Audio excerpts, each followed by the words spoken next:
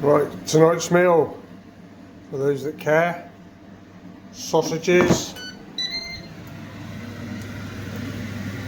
mash, that's going to be onion gravy, and that there is peas. What a traditional yum yum meal that's going to be for my boys. Constructing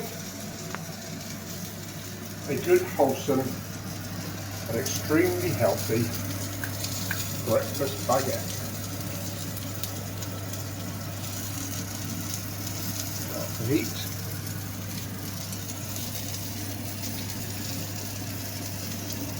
And there's the egg.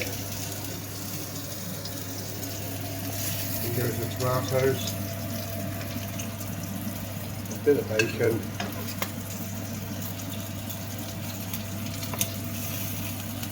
And a few mushrooms.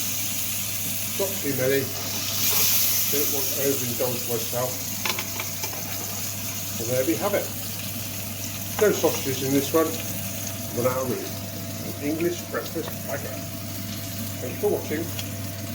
Bye bye now.